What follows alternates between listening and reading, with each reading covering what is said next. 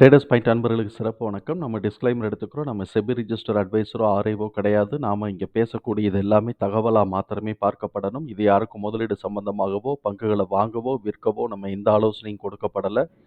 எல்லா தொழில்லயும் ரிஸ்க் இருக்கும். ரிஸ்க்க புரிஞ்சுட்டு எச்சரிக்கையோட தொழில் செய்யும்போது எல்லாமே நல்லா இருக்கும். நம்மள ஆதரிக்கிற அனைத்து நல்ல உள்ளங்களுக்கும் நன்றி. வளமுடன் வாழ்க. நண்பர்களே, நம்ம நிஃப்டி நெக்ஸ்ட் 50ல ரிசல்ட் பப்ளிஷ் ஆன கம்பெனிஸ் பார்த்துட்டு வரோம். அந்த வரிசையில் வந்து பிடிலைட் இண்டஸ்ட்ரி, இப்போ பார்க்கக்கூடிய கம்பெனி பிடிலைட் இண்டஸ்ட்ரி. இவங்க வந்து எக்ஸ்பென்சிவ் பெர்ஃபார்மராக தான் ட்ரெண்ட் லைனில் கிளாஸிஃபை ஆகுறாங்க. இப்போ கரண்ட் ப்ரைஸ் வந்து 3019 ட்ரேட் ஆகிட்டு இருக்கு. இதோட டியூரபிலிட்டி ஸ்கோர் 75 இருக்கு. ஸ்ட்ராங் ஃபினான்ஷியல் ஸ்ட்ரென்த் காட்டுது. அதே சமயத்தில் வேல்யூஷன் ஸ்கோர் 13 ரெட் கலரில் வர்றதுனால இது கொஞ்சம் ஓவர் வேல்யூஷனாக தான் இது பார்க்கப்படுது. மொமெண்டம் ஸ்கோர் 59.9 இருக்கு. இப்போ வரைக்கும் இது நியூட்ரல் ட்ரெண்ட் தான். அடுத்து 60 கடந்து 65 கடந்து மேலே போகும்போது தான் அப் ட்ரெண்ட் புல்லிஷ் ட்ரெண்டாக சேஞ்ச் ஆகும். ஆனால் அனாலிசிஸ்ட் வந்து ப்ரைஸ் டார்கெட் வந்து 2215ன்னு கொடுத்துருக்குறாங்க. இது போன வருஷத்தை கம்பேர் பண்ணும்போது டவுன் சைடில் 27% அவங்க கொடுத்துருக்குறாங்க. பிஇ ஜோனை பொறுத்த வரைக்கும் இது செல் ஜோன் தான் காட்டிக்கிட்டு இருக்கு. ஃபண்டமெண்டல் கீ மெட்ரிக்ஸை பார்த்தோம்னா interest coverage ratio 55, current ratio 2.1. So இப்போ இது வந்து பார்த்தோம்னா ஸ்ட்ராங் சால்வன்சி பொசிஷன்ஸை வந்து நல்லா கொடுக்குது. ஸ்டேபிளாக கம்பெனி இருக்குங்கிறத காட்டுது. அதே சமயத்தில் ஆர்ஓசிஇ அண்ட் ஆர்ஓஇ எபோவ் 20% எடுக்கிறாங்க. ஸோ 20% ரிட்டர்ன் எடுக்கிறதுனால ரிட்டர்னும் நல்லா இருக்குது. அதே சமயத்தில் பிஸ்னஸ் பெர்ஃபார்மன்ஸஸும் நல்லா இருக்குது. அப்போ ஸ்ட்ராங் கம்பெனி, பிஸ்னஸ் பெர்ஃபார்மன்ஸஸ் நல்லா இருக்குது. டெப்ட் டு ஈக்விட்டி 0.02. இது ஆல்மோஸ்ட் கடனே இல்லைன்னு கூட நம்ம சொல்லக்கூடிய நிலையில தான் இது இருக்குது. ஸோ அப்போ நல்ல நல்ல ஸ்டேபிளான கம்பெனி. அதே சமயத்தில் பிஸ்னஸ் நல்லா இருக்குது. ரிட்டர்ன் 20%க்கு மேலே எடுக்கிறாங்க. கடன் இல்லாத கம்பெனி. இந்த இடம் வரைக்கும் இந்த கம்பெனி வந்து சூப்பர் கம்பெனி. பிஇ வந்து பார்த்தோம்னாக்க 88.5ம், ப்ரைஸ் டு புக்கு 17.8 இருக்குது. இதுதான் ஓவர் வேல்யூஷனாக நமக்கு இண்டிகேட் பண்ணக்கூடிய இண்டிகேட்டராக இருக்கிறதுனால இது அட்ஜஸ்ட் ஆகிற வரைக்கும் வெயிட் பண்ணுறது தான் நல்லது. இப்போ அனாலிசிஸ்ட் 1 இயர் ஃபார்வர்டு இபிஎஸ் வந்து 42.3ன்னு கொடுக்குறாங்க. எஸ்டிமேஷன்ஸ் எதிர்பார்க்கறது அவங்க வந்து -5.6 சர்ப்ரைஸ். இப்போ கன்சென்சஸ் ரெக்கமெண்டேஷன்ஸில் 18 அனாலிசிஸ்ட்டு, அதில் வந்து 6 பேர் வந்து செல்லாகவும், 2 பேர் ஹோல்டாகவும், 10 பேர் பையாகவும் கொடுத்துருக்குறாங்க. கேஷ் ஃப்ளோவை பொறுத்த வரைக்கும் இயர் ஆன் இயர் பாசிட்டிவாக இருக்குது. நெட் கேஷ் ஃப்ளோ, அதே மாதிரி operating cash flow year on year பாசிட்டிவாக தான் இருக்குது. இப்போ இந்த ஆர்ஓசிஇ, ஆர்ஓஇலாம் பார்த்தோம்னாக்க போன வருஷத்தை காட்டிலும் நல்லாவே பூஸ்ட் ஆகிருக்கு, இன்க்ரீஸ் ஆகிருக்கு அப்படிங்கிறத நம்ம இங்கேருந்து புரிஞ்சுக்க முடியுது. ஸோ இப்போ பிஸ்னஸோடைய ஒரு க்ரோத் இருக்குங்கிறது நமக்கு தெரிய வருது.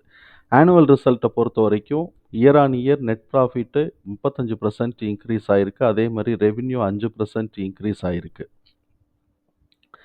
இப்போ இந்த இடத்துல நம்ம வந்து புக் வேல்யூ வந்து 169, டிடிஎம் புக் வேல்யூ 608. ஸோ இப்போ இந்த டிடிஎம் புக் வேல்யூக்கு இப்போ நம்ம பார்க்கணும்.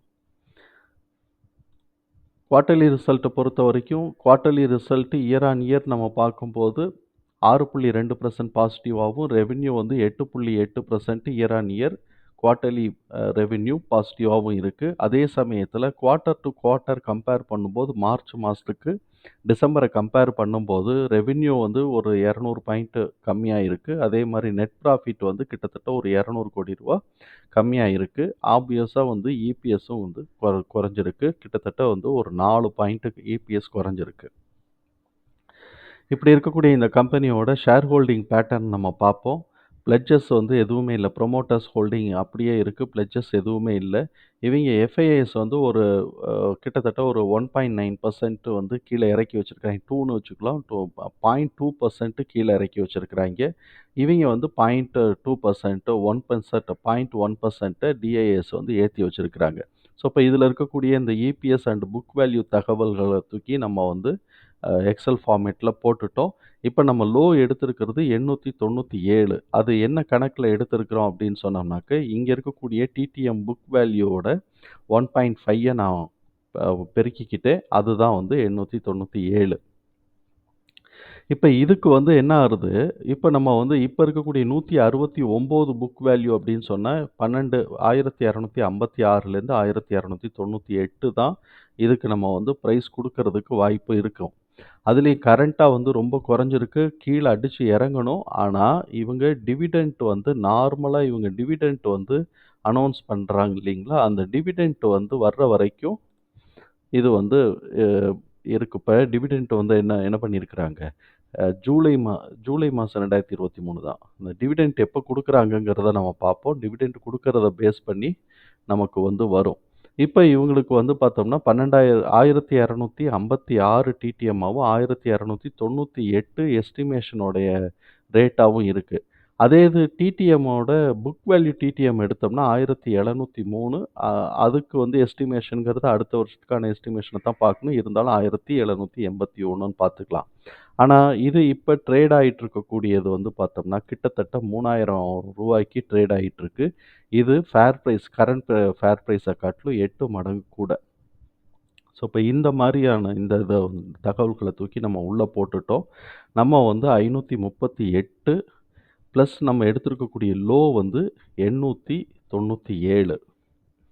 897 அதையும் மார்க் பண்ணிக்குவோம். 897 இந்த லோ வந்து மார்க் பண்ணிக்கிறோம்.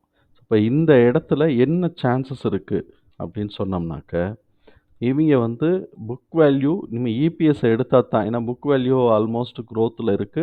டிடிஎம் புக் வேல்யூ வரைக்கும் வந்துருச்சு. இபிஎஸ்ஸ எடுத்தா மாத்திரம் தான் இந்த பிரைஸையாவது அவங்க சஸ்டெயின் பண்றதுக்கு வாய்ப்பு இருக்கு. இல்லாட்டி கீழ இறங்கிட்டு அட்ஜஸ்ட் ஆகணும்.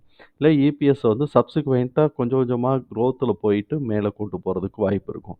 இந்த பிரைஸ 3100ங்கிறது நான் போன வருஷம் போட்ட வச்ச பிரைஸ். அது வந்து மீட் ஆயிருச்சு. இப்போ வந்து இது இந்த சைக்கிள உடைச்சுச்சு அப்படின்னு சொன்னாக்க 1703. இந்த 1703ங்கிறது என்னன்னாக்க, இந்த ஹைட் இப்ப 897 நம்ம போட்டோம் அப்படின்னு சொன்னோம்னாக்க, 1256ன்னு போட்டோம்னாக்க இல்ல 1021ன்னு போட்டோம்னா, இது வந்து 1700 காட்டும். அந்த 1700 தான் நம்ம பேஸ் பிரைஸா அடுத்த வருஷத்துக்கு எடுத்துக்கிறோம். ஸோ, அப்ப இந்த இடத்துல இங்கேயோ இல்லாட்டி இங்கேயோ வந்து டர்ன் ஆச்சு அப்படின்னு சொன்னாக்க, சரியா இருக்கும்னு நம்ம பார்க்குறோம். பட் ரியாலிட்டில என்ன நடக்க போகுதுன்னு தெரியல. இப்ப இருக்கக்கூடிய ஃபண்டமெண்டலா இருக்கக்கூடிய ஸ்கோர பேஸ் பண்ணி, நம்மளால இப்படி தான் ஸ்கோர் குடுக்க முடியுது. இதுக்கு மேல நமக்கு அப் ட்ரெண்டுக்கு உண்டான ஸ்கோர் குடுக்க முடியல. எது போணுனாலும் அது வந்து எக்ஸ்பெக்டேஷன்ஸ்லயோ இல்லாட்டி ஸ்பெகுலேஷன்ஸ்லயோ தான் போகும் மாரி இருக்கும். ஃபண்டமெண்டலா இருக்கக்கூடிய இதுல இருக்கதுலயே மேக்ஸிமம் ஸ்கோர் நம்ம குடுக்கும்போது அப்படி குடுக்கும்போது நமக்கு மேக்ஸிமம் ஸ்கோர் 1703ஆவும், அது வந்து இந்த வருஷத்தோட புக் வேல்யூவ வச்சு இப்ப இருக்கக்கூடிய இபிஎஸோட ஸ்கோர் 1256ஆவும், நம்ம எடுத்திருக்கக்கூடிய லோ வேல்யூ 897ஆவும், அதுக்கப்புறம் நமக்கு அதுல இருக்கக்கூடிய ஃபேர் பிரைஸ் மேக்ஸிமம் ஒரு இது பார்த்தோம்னா 538ஆவும் இருக்குது. ஃபேர் பிரைஸோட 1.5 அதாவது இப்ப கரண்ட் ஃபேர் பிரைஸோட 1.5ன்னு நம்ம எடுத்தோம்னா 538ஆவும் இருக்கு. 538க்கு வரப்போதா இல்லையான்னு தெரியல. பட் இதுதான் நம்ம 1703 தான். அடுத்த வருஷத்துக்கான புக் வேல்யூக்குமே இருக்கக்கூடிய ஸ்கோரா இருக்கு. இந்த வருஷத்துக்கான புக் வேல்யூ பிளஸ் பிரசன்ட் இபிஎஸோட மேக்ஸிமம் ஸ்கோரா நம்ம பார்க்கக்கூடியது 1256. இதுக்கு மேல இது வந்து இப்போ ஃபண்டமெண்டலா மேல கெயின் பண்றதுக்கான இது இல்ல. அப்ப நமக்கு ஃபண்டமெண்டல் பேஸ் எதுவும் இல்ல. இதுக்கு மேல போறது ஸ்பெகுலேஷன் தான். அதனால நம்ம வந்து இவ்வளோதான் நம்மளால ஸ்கோர் காமிக்க முடியுது. அத எடுக்க முடியுது. இப்போ ஃபோக்கஸ் பண்ண முடியுது. இப்ப நம்ம பார்ப்போம் இதுல ஃபர்தரா இவங்க எப்படி இந்த இபிஎஸ்ஸையும் புக் வேல்யூவும் அட்ஜஸ்ட் பண்ண போறாங்க அப்படிங்கிறத சப்சிக்வெண்ட் குவார்ட்டர் ரிசல்ட்ல நம்ம பார்ப்போம். தகவல் நமக்கு பயனுள்ளதா இருந்ததுன்னா சங்கருக்கு ரொம்ப சந்தோஷம். நம்மள ஆதரிக்கிற அனைத்து நல்ல உள்ளங்களுக்கும் நன்றி. வளமுடன் வாழ்க.